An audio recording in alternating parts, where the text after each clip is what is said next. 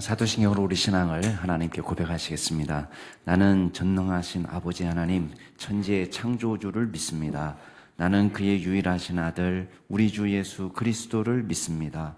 그는 성령으로 잉태되어 동정녀 마리아에게서 나시고 본디오 빌라도에게 고난을 받아 십자가에 못 박혀 죽으시고 장사된 지 사흘 만에 죽은 자 가운데서 다시 살아나셨으며 하늘에 오르시어 전능하신 아버지 하나님 우편에 앉아 계시다가 거기로부터 살아있는 자와 죽은 자를 심판하러 오십니다. 나는 성령을 믿으며 거룩한 공교회와 성도의 교제와 죄를 용서받는 것과 몸의 부활과 영생을 믿습니다. 아멘. 우리 찬송가 10장으로 하나님 찬양하시겠습니다.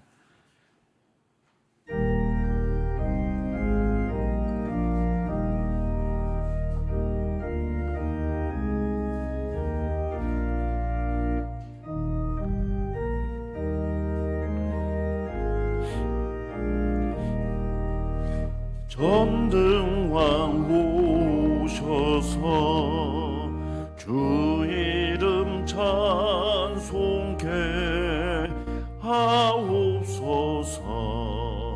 영광과 권능의 성부여 오셔서 우리를 다스려 주옵소서. 강생한 성자여 오셔서 기도를 들으소서. 택하신 백성들 복 내려 주시고 거룩한 마음을 주옵소서. 위로의 주 성령 오셔서 큰 증거 주옵소서. 전등한 주시여 각 사람 맘에서 떠나지 마시고 계십소서. 성삼위일체계 한없는 찬송을 드립니다. 존귀한 주님을 영광 중 배우고 영원히 모시게 하옵소서.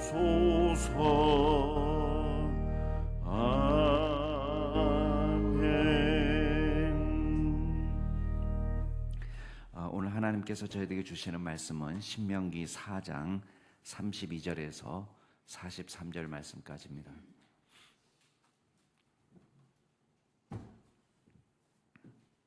신명기 4장 32절에서 43절 말씀까지 제가 한 절, 여러분이 한 절 교독하겠습니다.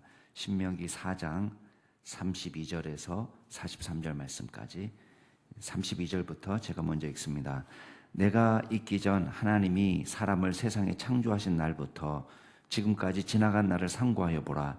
하늘 이 끝에서 저 끝까지 이런 큰 일이 있었느냐? 이런 일을 들은 적이 있었느냐?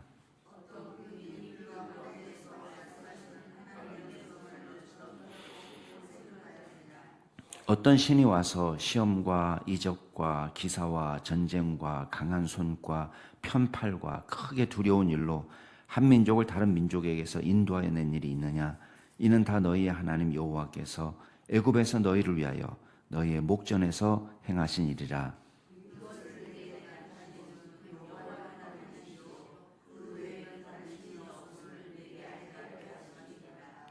여호와께서 너를 교훈하시려고 하늘에서부터 그의 음성을 내게 듣게 하시며 땅에서는 그의 큰 불을 내게 보이시고 내가 불 가운데서 나오는 그의 말씀을 듣게 하셨느니라.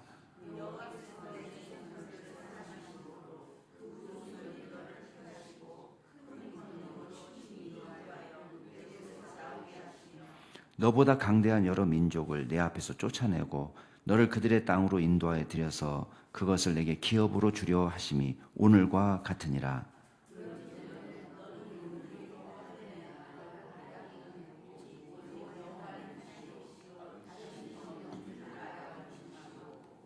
오늘 내가 내게 명령하는 여호와의 규례와 명령을 지키라.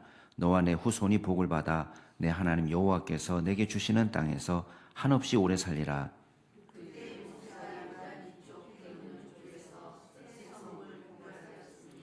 이는 과거에 원한이 없이 부지 중에 살인한 자가 그곳으로 도피하게 하기 위함이며 그 중 한 성읍으로 도피한 자가 그의 생명을 보존하게 하기 위함이라.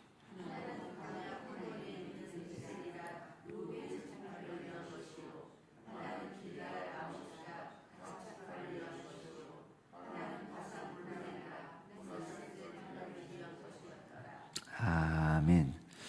어제 말씀은 이제 이스라엘 백성들이 가나안 땅에 들어가서 정착해서 살아갈 때에 절대 해서는 안 될 한 가지를 가르쳤습니다. 그게 뭡니까? 우상을 섬기지 말라는 것이죠. 그래서 우상이라는 것은 일단은 어떤 형상도 인간이 만든 어떤 형상도 하나님의 온전함을 다 담아낼 수 없다는 데 문제가 있습니다. 아무리 풍요의 신이라고 만들어 놔도 또 힘이 센 신이라고 만들어 놔도 꼭 약점이 있는 거예요. 꼭 약점. 사자는 완전하나요? 지상에 있는 최고의 맹수다. 동물의 왕이다. 이렇게 해서 사자 만들어 놨지만 사자도 약점이 있는 거예요. 가시에 찔리기도 하고 이솝우화에 보면 가시에 찔리기도 하고 또 덫에 걸리기도 하고.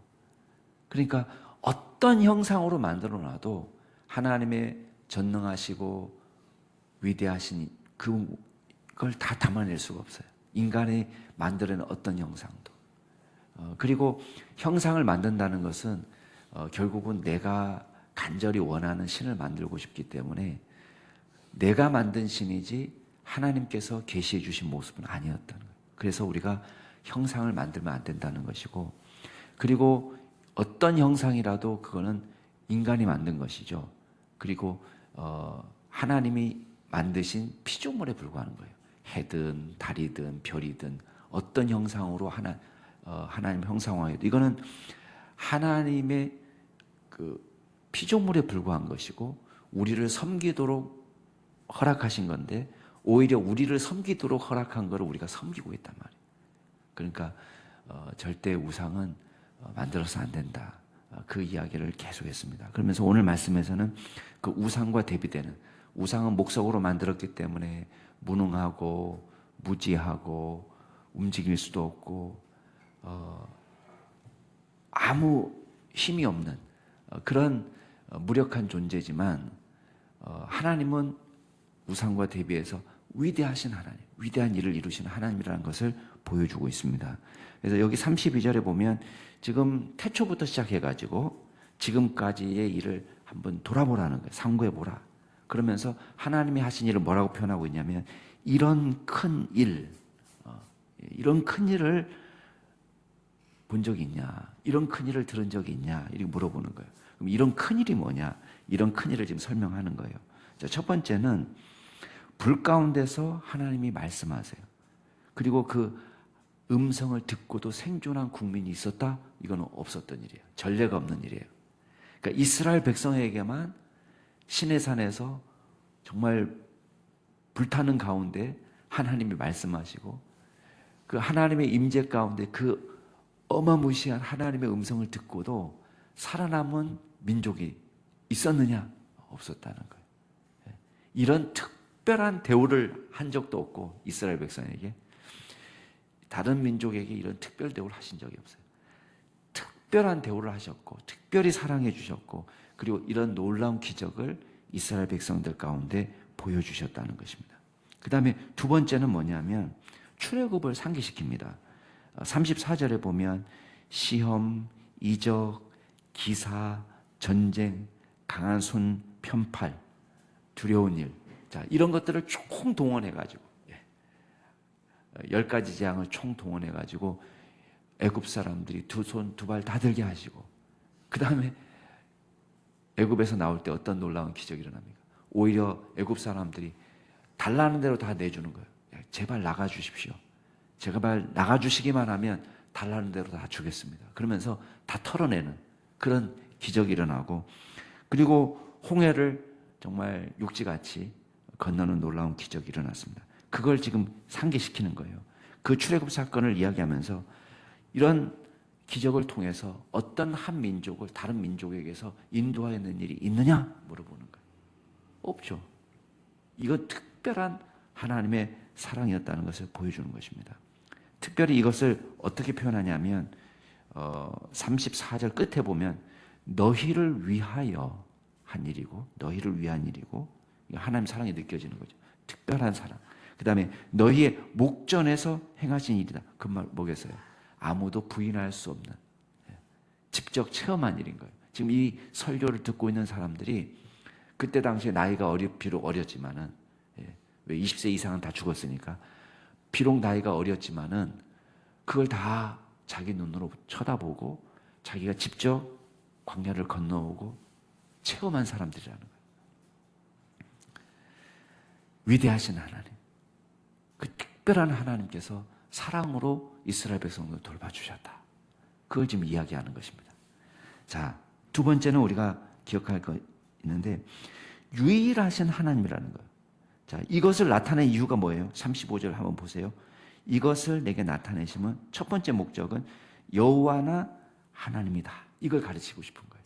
자, 하나님이란 용어는요, 이방 사람들도 다 신을 부를 때 부르는 이름이에요. 하나님, 엘로힘이라는 말은 유대인들만 부르는 이름이 아니에요. 그 동네, 고대 근동 지역에 신을 부를 때 붙이는 이름이 하나님이에요. 엘로힘이에요. 근데 지금 그 하나님, 다른 사람들은 다 하나님이라고 말하면서 우상을 섬기고 있는데, 지금 하나님께서는 진짜 하나님이 누구냐라는 걸 가르쳐 주는 거죠. 진짜 하나님 누구라는 거예요? 여호와라고 이름 붙일 수 있는 하나님. 여호와라고 이름 붙일 수 있는 하나님. 이스라엘 백성들을 애굽에서 구원해내신, 아브라함을 갈대아에서 뽑아내신, 특별히 선택하시고 당신의 백성을 삼아주신 그 하나님을 지금 이야기하는 거예요. 그래서 누가 진짜 신이냐? 여호와 하나님이 진짜 신이다 라는 걸 가르쳐줬다는 거예요. 그 다음에 두 번째는 그 외에 다른 신이 없음을 내게 알게 하려 하셨다. 다른 신을 섬기면 안 되고, 이 신만, 이 하나님만이 진짜 하나님이고 유일하신 하나님이고 우리가 섬겨야 될 하나님이고, 다른 신은 신이 아니다 라는 것을 지금 가르쳐주고 싶어서 이렇게 하셨다는 거예요. 그러면서 36절에 이게 우상과 다른 점이죠. 36절에 보면은 우상과의 차별성이 뭐냐면, 우리 구원하신 백성들을 하나님께서는 그냥 방임해서 어떻게든 살아도 네 마음대로 살아, 아무렇게나 살아 이렇게 말하지 않고, 하나님 우리에게 그런 기대가 있습니다. 그 뭐냐면 거룩한 백성으로 사는 거예요. 이게 우상과의 차별성입니다. 그래서 너를 교훈하시려고 하늘에서부터 그의 음성을 내게 듣게 하시고, 그렇죠? 그냥 멋져 보이려고 하나님 음성 주신 게 아니잖아요. 신의 사람이 왜 말씀하셨어요? 너는 나 외에는 다른 신들을 내게 두지 말라 이렇게 말씀하실 때, 어머어머 멋져, 이게 목적이 아니잖아요. 야, 하나님 진짜 세네, 이게 목적이 아니잖아요. 하나님께서 우리를 교훈하신 목적이 있어요. 그건 뭐냐면 우리가 그 말씀을 존중하고 그 말씀대로 사는 거룩한 백성이 되게 하기 위해서. 그게 하나님의 목적이에요. 그냥 단순히 이적과 기적을 체험하면서 그냥 하나님 계시구나 이 정도에서 끝나면 안 된단 말이에요. 너를 교훈하시려고 하늘에서부터 그의 음성을 내게 듣게 하시고 땅에서 그의 큰 불을 내게 보이시고 내가 불 가운데서 나오는 그의 말씀을 듣게 하셨느니라. 여러분, 이게 하나님이 계시하시는 방식입니다. 여러분, 우상과의 차별성이 있습니다. 그 뭐냐면 우상은 우리에게 절대 삶을 물어보지 않습니다. 그렇죠?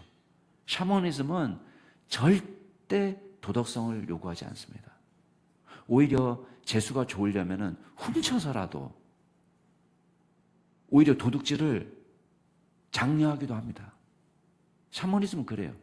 네가 복받기 위해서는 다른 사람 손해를 끼쳐도 괜찮아. 그러니까 어떻게 합니까? 내가 이게 복을 받기 위해서 다른 사람 거 훔치기도 합니다. 어떤 사람이 이웃집 여자 속옷을 훔쳤어요. 왜 훔쳤냐? 왜?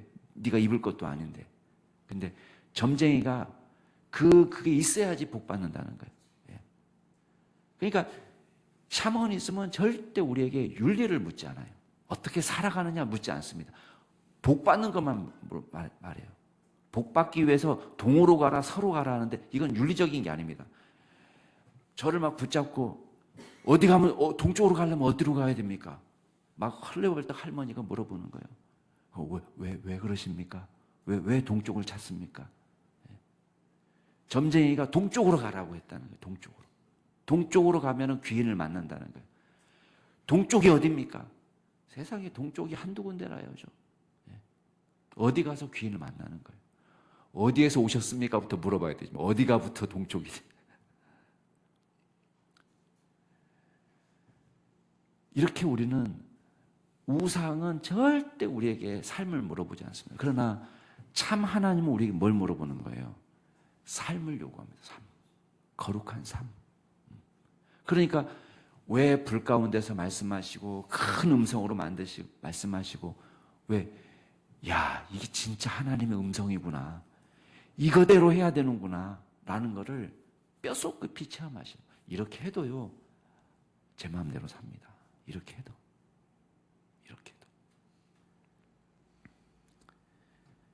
그 다음에 또 한 가지 하나님께서 보여주신 것은 뭐냐면 신실하신 사랑이에요. 이게 주도적인 사랑이에요. 여기 37절에 보면 내 조상들을 사랑하신 고로 그 후손인 너를 택해 주시고, 조상들은 누구예요? 아마 아브라함과 이삭과 야곱과 이런 족장들을 말하겠죠. 그 족장 조상들을 사랑하신 것, 그것도 하나님이 시작하신 거예요. 아브라함이 먼저 하나님을 사랑하신 게 아니라, 이삭이 먼저 사랑하신 것이 아니라 하나님께서 우리를 먼저 사랑해 주시고, 그리고 그 후손들에게 그 약속을 신실하게 지키시느라고 선택하시고, 그리고 큰 권능으로 친히 인도하여서 애굽에서 나오게 하시고, 이스라엘 백성들이 애굽에서 나오기 위해서 맨날 모여서 태극기 만들고 만세운동하고 독립운동 벌이고 그렇게 해서 나온 게 아니에요. 하나님께서 어떤 면에서는 그냥 주저앉아 있는 아이들을 끄집어내셔서 약속의 땅으로 가자, 모세를 통해서 이끌어내시고 홍해를 가르시고 광야에서 먹이시고, 그게 주도적인 하나님의 사랑인 거예요.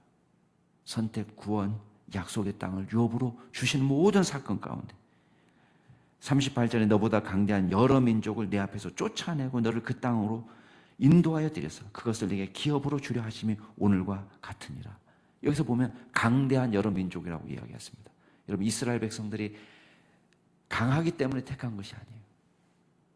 하나님은, 우리는 이기는 게 우리 편이라고 생각하죠. 나는 강한 편에 무조건 서야 돼. 이기는 자 우리 편 하는데, 하나님은 연약한 이스라엘을 통해서 어떻게 한다는 거예요? 강대한 민족을 누르시고 그 약속의 땅을 기업으로 차지하게 하신다는 거예요. 그러면서 다른 걸 명령하는 게 아닙니다. 여러분, 똑같이 반복되는 게 뭐야? 여호와가 하나님이시라는 걸 제발 알고, 39절에. 그리고 다른 신이 없는 줄을 알아 명심해라. 다른 신을 섬기지 마라. 그러면서 당부하기를 40절. 오늘 내가 내게 명령하는 여호와의 규례와 명령을 지켜라. 이것이야말로 너와 내 후손이 복을 받아 내 하나님 여호와께서 내게 주시는 땅에서 한없이 오래 사는 비결이다. 제발, 제발, 제발. 이게 너희들을 속박하는 것이 아니고 억압하는 것이 아니라 너희들이 행복한 길이고 즐거워할 수 있는 길이고 오래 살 수 있는 길이고 생명의 길이고 복의 길이고, 규례와 명령을 지켜 행하도록 삶에 관심 있는 거예요. 자, 41절부터는 이제 도피성이 나오는데요. 도피성은 이제 요단 동편 3개, 요단 서편 3개 성읍을 마련해서 총 6개 성읍인데, 부지 중에 이제 살인을 저질렀을 경우에, 이건 실수예요. 제가 죽이려고 한 것이 아니고 실수로 그냥 뭘 하다가 나무를 베다가 도끼로 나무질을 하다가 나무를 패다가 도끼날이 쑥 빠졌는데 날아가서 옆에 있던 사람을 쳤어요. 내 친구고 사랑하는 가족일 수도 있는데 자기가 도끼날을 빠질 줄을 어떻게 알았겠어요? 이게 과실치사예요. 이렇게 할 경우에 단순히 죽였기 때문에 너도 사형이다가 아니라 이런 과실치사의 경우는 도피성으로 피하도록 되어 있습니다. 물론 무조건 죽였다고 해서 다 도피성으로 간다고 해서 다 보호받는 건 아닙니다. 도피성에 간 사람들이 자신이 결백하다는 것을 입증해야 돼요. 그래서 재판을 받습니다. 정식으로. 증인들도 있고. 그래서 재판 받기 전에 원수 갚는 사람들도 생길 수 있잖아요. 그 사람들한테 죽을 수 있기 때문에 도피성에 피할 수 있도록 이제 요단 동편에, 아직 이제 요단 서편은 정복하지 않았으니까 먼저 정착한 땅에다가 지금 3개의 도피성을 만드는 장면이 나옵니다. 그래서 베셀, 길라, 라못, 또 바산 골란. 그래서 각 지파마다, 물론 요단 서편에 오면은 각 지파마다 하나씩은 아닙니다. 그냥 가까운 지역을 중심으로 해서 이제 어느 지파에서든 어디서든 신속하게 도달할 수 있는 장소를 마련하고 있습니다. 그래서 이 요단 동편 땅도 남북으로 이렇게 길게 퍼져 있으니까 중간중간 너무 멀어서 도피하기 전에 죽을까봐 3개를 만들어 놨습니다. 자, 오늘 말씀을 통해서 우리가 몇 가지만 생각해 보면, 첫 번째는 우리가 하나님의 주도적인 사랑을 기억하시기 바랍니다. 하나님은 우리를 먼저 사랑하셨습니다. 하나님에 대해서 무관심하고 무지했지만 하나님께서 우리에게 찾아오시고 당신을 계시해 주시고 깨닫게 하시고 주님의 사랑을 깊이 체험하게 하셔서 저와 여러분을 구원하셨습니다. 죄와 비참해서 허덕이던 우리를 모든 저주에서 건져주신 것입니다.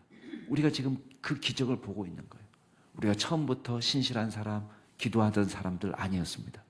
우리는 매우 육적이었고 자기밖에 모르고 하나님의 말씀에서 떠나 살던 우리를 하나님이 우리를 바꿔주셔서 우리에게 여러 어려움과 고통 속에서 주님을 깨닫게 하시고 체험하게 하셔서 누가 시키지 않아도 주님 앞에 기도함으로 나오는 믿음의 종이 된 것입니다.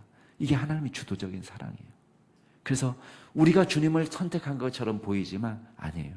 주님이 우리를 선택하시고 오래전부터 우리를 사랑하여 주시고 돌봐주셔서 지금 저와 여러분이 이 자리에 서 있는 줄로 믿으시기 바랍니다. 그래서 예정도 선택도 구원도 다 하나님의 일이에요. 우리가 한 일은 없습니다. 왜 나를 선택하셨을까? 그래, 내가 좀 어렸을 때부터 좀 특별한 데가 있었지. 천만의 말씀. 우리가 특별한 데가 있어서 택한 것도 아니고 강해서도 아니고 우리가 잘나서도 아니고 우리가 얌전하기 때문도 아니고 우리가 공부 잘해서도 아니고 남들보다 건강해서도 아니고 잘생겼어도 아니고 아무 공로 없지만 주님께서 100% 당신이 먼저 은혜로 저와 여러분을 사랑하시고 구원하셨다는 사실을 기억하시기 바랍니다. 자, 두 번째는 주님은 우리에게 말씀하세요. 교훈하시는 하나님이십니다. 저와 여러분이 예전처럼 살기를 바라시는 게 아니에요. 우리가 예수 믿고 변화되어서 구원받은 백성이 되었다면 그 복음에 합당한 삶을 살기를 기뻐하십니다.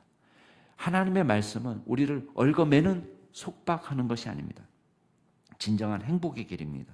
우리를 괴롭게 하기 위한 것이 아니라 힘들게 하기 위한 것이 아니라 우리가 살 길이고 우리가 행복의 길입니다. 여러분 왜 산에 올라갑니까? 왜 약수를 찾아 헤맵니까? 왜 그렇게 땀을 흘리면서 뜀박질을 합니까? 여러분 고통스럽지 않아요? 옛날 양반들이 그냥 선교사들이 열심히 테니스 치고 막 공 갖고 막 이리 뛰고 저리 뛰고 하니까 양반들이 지나가면서 그랬대잖아요. 수염 이렇게 하면서 아유 더운 날 아래 것들이나 시키지 고생한다 이렇게 했다는 거 아니에요. 여러분 왜 공을 쫓아다니면서 그렇게 치고 있습니까? 다 그게 살 길이라고 생각해서 운동하는 거 아닙니까? 그게 행복한 길이고 오래 건강하게 살 길이라고 생각해서 운동하는 거 마찬가지예요. 주님의 말씀도 저와 여러분을 얽어매기 위한 것이 아니라 나중에 그것이야말로 진짜 살 길이고 생명의 길이고 행복의 길이다. 그 말씀을 우리가 존중하고 믿음으로 살아갈 수 있기를 바랍니다. 마지막으로 하나님께서 원하시는 나라는요, 사랑과 공의가 실현되는 나라예요. 그러니까 보세요. 도피성을 하나님께서 만들어 놓으실 때 어떤 의미가 있어요? 억울한 사람이 피해를 당하지 않기를 바라는 거예요. 그리고 자, 비록 저 사람을 죽였지만 고의로 내가 미워해서 죽인 게 아니에요. 그냥 토끼날이 쑥 빠져서 죽인 것 뿐이에요. 이 사람들에게 하나님 자비를 베풀어 주는 거예요. 똑같이 피는 피니까 너는 피를 흘렸으니까 너도 피 흘려야 돼서 똑같이 죽이는 게 아니라, 물론 벌이 전혀 없는 건 아닙니다. 왜냐하면 도피성에 피해서 고립 격리되어서 살아갑니다. 언제까지? 당대의 제사장이 대제사장이 죽을 때까지. 이 대제사장이 막 지금 30대면은요, 아이고야, 이거 한 4, 50년은 살아야 되네. 그럴 수도 있어요. 그렇게 도피성에다가 고립시켜서 일종의 벌을 받긴 받는 거예요. 물론 생명은 보존받습니다. 그래서 억울하게 피해를 입은 사람들도 납득할 수 있는 공의가 세워지는 것이고, 또 의도치 않게 사람을 죽인 이 사람에게도, 과실치사, 사람을 죽인 사람도 하나님의 자비를 경험할 수 있도록, 이게 자비와 공의가 다 서는 장소가 어디냐? 도피성입니다. 그래서 하나님이 원하시는 나라가 어떤 나라냐? 하나님께서는 억울하게 피해를 호소하는 사람이 없는 공의가 세워지는 나라이면서 동시에 자비를 베푸시는 나라, 사랑과 정의가 살아있는 나라예요.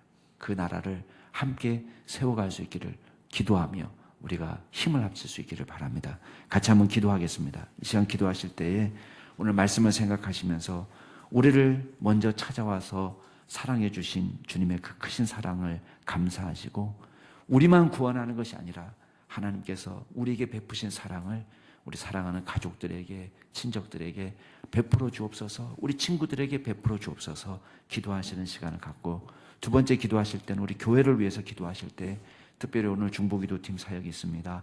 기도하는 교회, 금요와 또 새벽에 정말 깨어서 기도하는 교회가 될 수 있도록 위해서 기도해 주시고, 마지막으로 우리 여러 환우들을 위해서 기도하실 때, 그래도 우리 이은옥 집사님 아버님이 고비를 넘기셔서 일반 병실로 옮기셨습니다.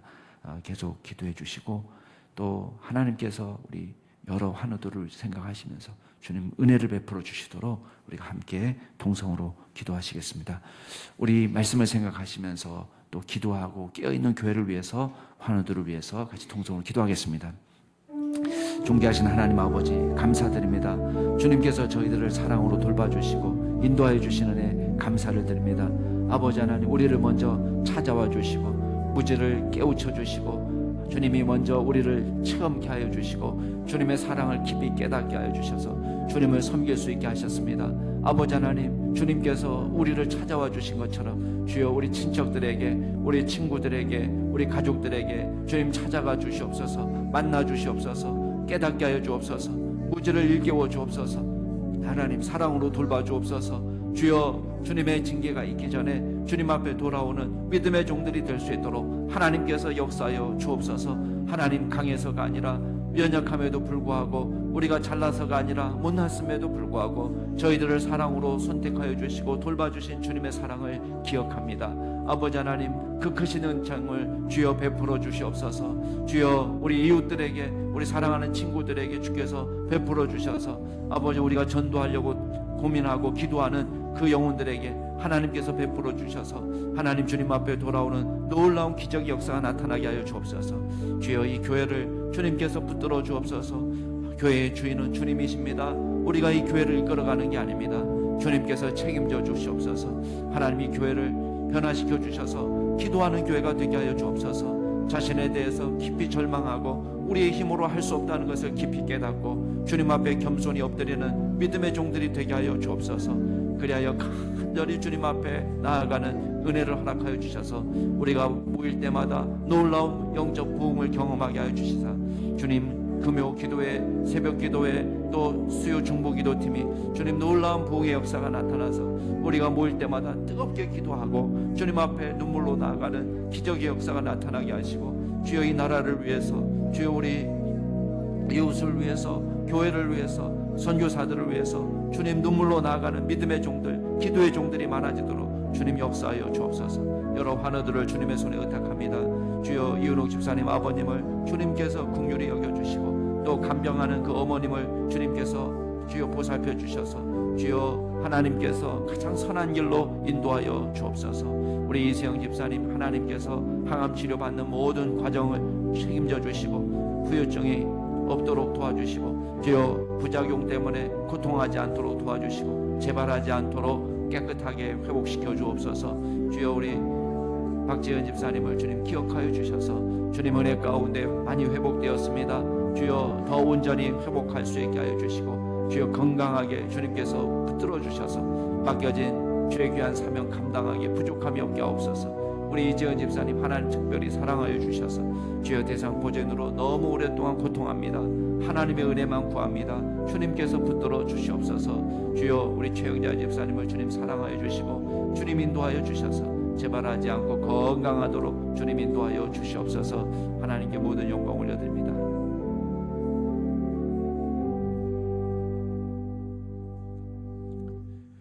존귀하신 하나님 아버지, 주님께서 저희들이 가나안 땅에 들어가서 그 가나안 땅을 누릴 뿐만 아니라 거룩한 백성으로 살기를 원하셨다는 사실을 다시 한번 보았습니다. 하나님의 말씀을 사모하고 그 말씀을 우리가 가슴에 새기고 주님이 원하시는 거룩한 삶을 우리가 이 땅에서 살아갈 수 있도록 힘 주시옵소서. 우리의 뭐라 할 수 없사오니 성령께서 우리를 다스려 주셔서 주님이 기뻐하시는 거룩한 삶을 살아갈 수 있도록 도와 주시옵소서. 주님께서 우리를 선택하시고 구원하신 놀라운 사랑을 늘 기억하며 살게 하여 주시고, 주님의 은혜로 하루하루 삶을 기쁨으로 여기고 주님을 찬양하고 예배하는 믿음의 종들이 되게 하여 주옵소서. 감사드리며 예수 그리스도 이름으로 기도드리옵나이다. 아멘. 하늘에 계신 우리 아버지, 아버지의 이름을 거룩하게 하시며 아버지의 나라가 오게 하시며 아버지의 뜻이 하늘에서와 같이 땅에서도 이루어지게 하소서. 오늘 우리에게 일용할 양식을 주시고 우리가 우리에게 잘못한 사람을 용서해 준 것 같이 우리 죄를 용서하여 주시고 우리를 시험에 빠지지 않게 하시고 악에서 구하소서. 나라와 권능과 영광이 영원히 아버지의 것입니다. 아멘. 오늘도 주 안에서 복된 하루 되시기 바랍니다.